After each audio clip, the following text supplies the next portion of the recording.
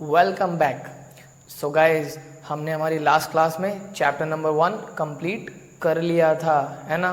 तो गाइज, आज की हमारी क्लास में हम स्टार्ट करेंगे अकाउंटिंग का चैप्टर नंबर 3, अकाउंटिंग प्रिंसिपल्स। तो चलिए शुरू करते हैं आज की हमारी ये क्लास। सो गाइज, ध्यान से देखिएगा। अकाउंटिंग प्रिंसिपल्स, देखो भाई, अकाउंटिंग प्रिंसिपल का सबसे पहले हम क्या जानेंगे, मीनिंग। तो भाई वो सेट ऑफ रूल्स, वो नियम जिनको ध्यान में रखते हुए जिसके बेसिस पर हम अकाउंटिंग करते हैं उसे ही क्या कहा जाता है, अकाउंटिंग प्रिंसिपल्स। सर एक बार और। तो बिल्कुल भाई, तो वो सेट ऑफ रूल्स जिसको ध्यान में रखते हुए अकाउंटिंग की जाती है उसे ही क्या कहा जाता है, अकाउंटिंग प्रिंसिपल्स। तो भाई जैसे घर में रूल्स होते हैं वो फॉलो होते हैं, स्कूल में नियम होते हैं वो फॉलो होते हैं, तो सिमिलरली अकाउंटिंग करते वक्त जो नियम फॉलो होते हैं उन्हें क्या कहा जाता है, अकाउंटिंग प्रिंसिपल्स। ओके, तो हमारा आज का सबसे पहला टॉपिक है guys, features of accounting principles. तो सबसे पहला यूनिफॉर्म सेट ऑफ रूल्स के देखिए, यूनिफॉर्म मतलब सबके लिए सेम। सबसे पहला फीचर होता है अकाउंटिंग प्रिंसिपल का, ये यूनिफॉर्म है, ये सबके लिए सेम है। इनको इसलिए बनाया जाता है ताकि जो हमारी अकाउंटिंग है यूनिफॉर्म रहे, एक जैसी रहे, नहीं तो सब अपने अपने नियम लगा के अकाउंटिंग का कबाड़ा मचा देते। तो गाइज ध्यान से ज़रा, सबसे पहला यूनिफॉर्म सेट ऑफ रूल्स के देखिए, अकाउंटिंग प्रिंसिपल का सबसे पहला फीचर है गाइज कि इसकी वजह से हमारी जो अकाउंटिंग है वो क्या रहती है, यूनिफॉर्म, ताकि वो आसानी से क्या की जा सके, कंपेयर। सेकंड है गाइज मैन मेड के देखिए, ये जो अकाउंटिंग प्रिंसिपल है नेचुरल रिसोर्सेज की तरह नहीं है कि खुदा की तरफ से आते हैं या गॉड की तरफ से आते हैं, ऐसा नहीं है गाइज। ये मैन मेड है, इंसानों ने बनाया है इनको। जो अकाउंटिंग के, जो अकाउंटेंसी के विद्वान लोग हैं, ज्ञानी लोग हैं, वो लोग बनाते हैं अकाउंटिंग प्रिंसिपल्स। तीसरा फ्लेक्सिबल, थर्ड क्या है गाइस, फ्लेक्सिबल के देखिए, जो अकाउंटिंग प्रिंसिपल है ये रिजिड नहीं है, इनको चेंज किया जा सकता है बिजनेस की प्रैक्टिसेस के हिसाब से, सिचुएशन के हिसाब से अकाउंटिंग प्रिंसिपल बदले भी जा सकते हैं। तो हमने 3 फीचर्स पढ़ लिए, पहला यूनिफॉर्म सेट ऑफ रूल्स, दूसरा मैन मेड, तीसरा फ्लेक्सिबल। फोर्थ है गाइस जनरली एक्सेप्टेड। फोर्थ क्या है, जनरली एक्सेप्टेड के देखिए, जितने भी अकाउंटिंग प्रिंसिपल है ये सब जगह एक्सेप्ट हो जाते हैं, हर एक बिजनेस ऑर्गेनाइजेशन इनको एक्सेप्ट कर लेती है, हर कंट्री में ये फॉलो किए जाते हैं, जहाँ जहाँ पर अकाउंटिंग हो रही है सब जगह इनको ईजिली एक्सेप्ट कर लिया जाता है।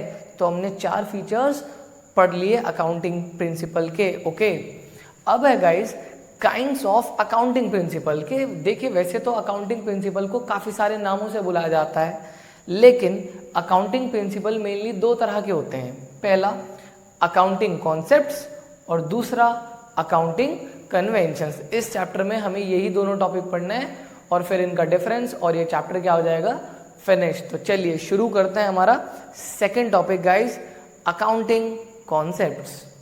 तो चलिए सबसे पहले जानते हैं अकाउंटिंग कॉन्सेप्ट, जिसे हम लोग एक और नाम से जानते हैं अकाउंटिंग अजम्पशंस का मीनिंग। तो देखिए, अजम्पशन का मतलब होता है मान कर चलना। तो गाइज वो सारे रूल्स, वो सारी बातें जो मान कर चली जाती हैं अकाउंटिंग करते वक्त, जब हम लोग अकाउंटिंग करते हैं तो उस वक्त जो बातें हम लोग मान कर चलते हैं उन्हें ही क्या कहा जाता है गाइज, अकाउंटिंग कॉन्सेप्ट्स और अकाउंटिंग अजम्पशंस। ये वेरी वेरी इंपॉर्टेंट टॉपिक है, 3 to 4 मार्क्स का इसके आपके पास क्वेश्चन ज़रूर आएगा एग्जाम में। तो गाइस ध्यान से देखिएगा, और कभी कभी 6 मार्क्स में भी आ जाते हैं 2 या 3 कॉन्सेप्ट। सबसे पहला गोइंग कंसर्न कॉन्सेप्ट। देखिए गाइस, ये कॉन्सेप्ट ये कहता है कि हम लोग जो अकाउंटिंग करते हैं ना, ये सोच के नहीं करते कि हमारा बिजनेस 1 साल में ही बंद हो जाएगा, हम ये सोच के अकाउंटिंग करते हैं कि हमारा बिजनेस लंबे समय तक चलता रहेगा। सबसे पहला कॉन्सेप्ट क्या पढ़ा, गोइंग कंसर्न कॉन्सेप्ट। क्या बोलता है कि वो कॉन्सेप्ट, ये कॉन्सेप्ट क्या कहता है कि वो कॉन्सेप्ट हम लोग ये फॉलो करते हैं कि हम लोग ये मान के अकाउंट बनाते हैं, हम लोग ये मान के अकाउंटिंग करते हैं कि हमारा जो बिजनेस है गाइस वो 1 साल से ज़्यादा चलेगा, कभी ख़त्म नहीं होगा, हमें नहीं पता वो कब ख़त्म होगा, हमारा बिजनेस चलता ही रहेगा लंबे समय तक। ये हमारा पहला कॉन्सेप्ट था। सेकेंड है गाइज कंसिस्टेंसी कॉन्सेप्ट। सेकेंड क्या है, कंसिस्टेंसी कॉन्सेप्ट के देखिए दूसरा कॉन्सेप्ट ये कहता है कि हम लोग अकाउंट्स के अंदर जो मेथड फॉलो करते हैं उनको बार बार चेंज नहीं करना चाहिए। एक मेथड को कंसिस्टेंटली लंबे समय तक फॉलो करना चाहिए, क्योंकि अगर आप एक से ज़्यादा मेथड या एक मेथड चेंज हुआ फिर चेंज हुआ फिर चेंज हुआ तो ऐसे गाइस यूनिफॉर्मिटी चली जाएगी। तो एक मेथड को लंबे समय तक फॉलो किया जाना चाहिए, कंसिस्टेंट रखना चाहिए। जैसे डेप्रिसिएशन लगाने के बहुत सारे मेथड होते हैं गाइस, आप लोग आगे पढ़ोगे तो एक मेथड को बार बार चेंज नहीं करना चाहिए। जो मेथड फॉलो कर रहे हो कंसिस्टेंटली वही फॉलो करना चाहिए अकाउंटिंग करते वक्त। तो हमने दो पढ़ लिए, पहला गोइंग कंसर्न कॉन्सेप्ट कि हम लोग अकाउंट्स बनाते हैं ये मानकर कि हमारा बिजनेस लंबे समय तक चलेगा, और दूसरा गाइस कंसिस्टेंसी कॉन्सेप्ट कि हम लोग जो मेथड फॉलो करते हैं वो लंबे समय तक फॉलो करने चाहिए, बार बार चेंज नहीं करने चाहिए। थर्ड है गाइस, और वेरी वेरी इंपॉर्टेंट लिख लीजिएगा इसको, एक्रूअल कॉन्सेप्ट। देखिए गाइस ये कॉन्सेप्ट ये कहता है कि हम अकाउंटिंग के अंदर खाली कैश की ट्रांजैक्शन ही नहीं दिखाते कि बस पैसा आया तो लिख दिया, पैसा गया तो लिख दिया, ऐसा नहीं है। हम अकाउंट्स के अंदर क्रेडिट ट्रांजैक्शन भी दिखाते हैं और कैश ट्रांजैक्शन भी दिखाते हैं। ये हमारा एक्रूअल कंसेप्ट बोलता है। मतलब ये फर्क नहीं पड़ता पैसा आया या नहीं आया, अगर सामान बेच दिया तो अभी लिखना है इसी साल, और अगर सामान खरीद लिया तो भी अभी लिखना है। इस बात से फर्क नहीं पड़ता पैसा आया या नहीं आया। तो हमने 3 अकाउंटिंग कॉन्सेप्ट्स पढ़ लिए गाइस। फोर्थ है बिजनेस एंटिटी कॉन्सेप्ट। ये कॉन्सेप्ट ये कहता है गाइस कि अकाउंट्स के अंदर ओनर अलग है और बिजनेस अलग है। हम जो लोग अकाउंट्स बनाते हैं बिजनेस के लिए अकाउंट्स बनाते हैं, ओनर के लिए अकाउंट्स नहीं बनाते। अच्छा सर, इसीलिए हम लोगों ने जो बिजनेस पैसा दे रहा था उसको कैपिटल बोला था, और जो बिजनेस में से ओनर पैसा निकाल रहा है, जो ओनर पैसा दे रहा था हमने उसे कैपिटल माना था, और जो गाइस ओनर निकाल लेता है बिजनेस में से उसे हम क्या बोलते हैं, ड्राइंग्स। तो हम ओनर के लिए अकाउंट्स नहीं बनाते, हम लोग बिजनेस के लिए अकाउंट्स बनाते हैं। तो बिजनेस अलग है और ओनर अलग है। ओके, नेक्स्ट है गाइस अकाउंटिंग पीरियड कॉन्सेप्ट। ये कॉन्सेप्ट ये कहता है गाइस कि अकाउंट्स जो है, अकाउंटिंग जो की जाती है वो जनरली 1 साल के लिए की जाती है। अकाउंटिंग पीरियड जो खत्म होता है वो 1 साल के लिए खत्म होता है, जिसे हम लोग फाइनेंशियल ईयर बोलते हैं। तो ये स्टार्ट होता है 1 अप्रैल को और ख़त्म होता है 31 मार्च को। तो अकाउंटिंग पीरियड कॉन्सेप्ट बोलता है अकाउंटिंग का जो पीरियड है ख़त्म होने का वो लगभग 12 महीने होता है, 12 मंथ्स माना जाता है। Okay, next guys money measurement concept. ये कॉन्सेप्ट ये कहता है कि अकाउंट्स के अंदर सिर्फ उन्हीं ट्रांजैक्शन को दिखाया जाता है जिसको पैसों में कैलकुलेट किया जा सके। वो सारी ट्रांजैक्शन जो पैसों में कैलकुलेट नहीं होती अकाउंटिंग में उनको नहीं शो किया जाता है। तो मनी मेजरमेंट कॉन्सेप्ट क्या कहता है गाइस, सिर्फ उन्हीं ट्रांजैक्शन को दिखाया जाता है अकाउंटिंग में जो पैसों में नापी जा सकती हैं, और क्वांटिटी नहीं दिखाते, उनका भी अमाउंट शो किया जाता है जो पैसों में कैलकुलेट की जाती हैं। ओके, तो कितने कॉन्सेप्ट हो गए, 6 गाइस।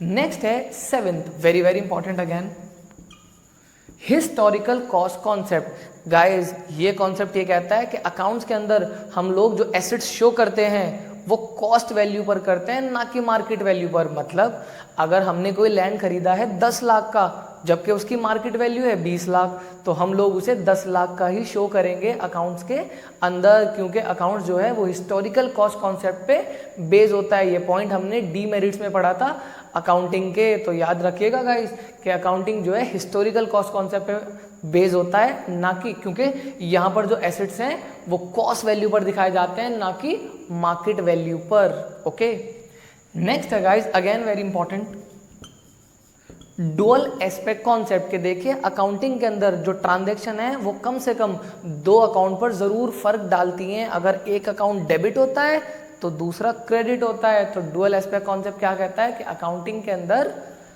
जो ट्रांजैक्शन है गाइस वो कम से कम 2 अकाउंट्स को जरूर असर करती हैं। अगर एक अकाउंट डेबिट होता है तो हमेशा दूसरा क्रेडिट ही होगा, और debit is always equals to credit. Okay, next है गाइस मैचिंग कॉन्सेप्ट। ये कॉन्सेप्ट ये कहता है गाइस कि जिस पीरियड के एक्सपेंसेस हैं उन्हें उसी पीरियड के इनकम के साथ दिखाना चाहिए। मतलब अगर कोई प्रोजेक्ट आपने लिया या अगर आप किसी साल की अकाउंटिंग कर रहे हो तो ये नहीं है कि खर्चे अगले साल दिखाओगे, इनकम इस साल दिखा रहे हो। जिस मैचिंग कॉन्सेप्ट ये कहता है कि जिस पीरियड के एक्सपेंसेस हैं उसी पीरियड की इनकम के साथ दिखाना चाहिए, तभी तो असल नेट प्रॉफिट निकलेगा। तो मैचिंग कॉन्सेप्ट आपकी तरह क्या है, मैचिंग है कि आपको जो एक्सपेंसेस हैं वो इनकम के साथ मैच होने चाहिए। नेक्स्ट है गाइस ऑब्जेक्टिविटी कॉन्सेप्ट के। देखो अकाउंटिंग जो है गाइस वो फ्री होनी चाहिए पर्सनल बायसनेस से। ये नहीं है कि अकाउंटेंट का जो भी मन करा उसने अपने हिसाब से अकाउंट्स बना दिए, इसमें कोई पर्सनल बायसनेस, कोई झुकाव नहीं होना चाहिए। It should be free and should not be biased. तो ऑब्जेक्टिविटी कॉन्सेप्ट क्या कहता है, जितनी भी अकाउंटिंग इन्फॉर्मेशन है वो चीटिंग नहीं करनी चाहिए वहाँ पर। ये नहीं कि अपना फायदा दिखाने के लिए अच्छे अकाउंट्स बना दिए गलत, तो ऐसा नहीं करना। It should be free from personal biasness. Last और very very important again guys, revenue recognition concept. ये कॉन्सेप्ट ये कहता है गाइज, पहले देखिए रेवेन्यू का मतलब पैसा आना, रिकॉग्निशन मतलब कब मानना है। देखिए रेवेन्यू रिकॉग्निशन कॉन्सेप्ट ये कहता है गाइस कि अकाउंट्स के अंदर पैसा आना तब माना जाता है जब जो सामान हमने सेल किया है, जब उसकी ओनरशिप जो है वो ट्रांसफ़र हो जाती है। मतलब सर समझ नहीं आया बिल्कुल भी। देखो एक एग्जांपल की मदद से समझते हैं। मान लो बिजनेस के पास 1 अप्रैल को ऑर्डर आया, ठीक है, 20 अप्रैल को उन लोगों ने वो सामान सप्लाई कर दिया और 1 मई को पैसा आ गया।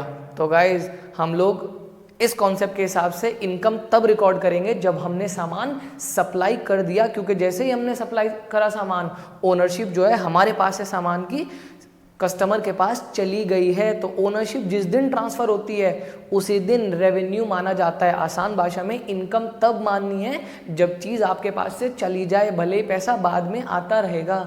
जैसे ही ओनरशिप ट्रांसफ़र हो जाती है वैसे ही रेवेन्यू रिकॉग्निशन कॉन्सेप्ट मान लिया जाता है। तो गाइस इसी के साथ हमने कितने कॉन्सेप्ट पढ़े, हमने 11 कॉन्सेप्ट्स पढ़ लिए, ठीक है, ओके। तो गाइस इसी टॉपिक के साथ हमारा चैप्टर हाफ हो जाता है और हमारी आज की एक क्लास यहीं पर ख़त्म हो जाती है। अभी हाफ चैप्टर नेक्स्ट क्लास में और अगली क्लास में चैप्टर भी क्या हो जाएगा, फिनिश। तो अगर आप हमारे चैनल पर नए हैं तो गाइस इस चैनल को सब्सक्राइब करें, लाइक करें और ज़्यादा से ज़्यादा शेयर करें अपने फ्रेंड्स के साथ। तो मिलते हैं गाइस अगली क्लास में।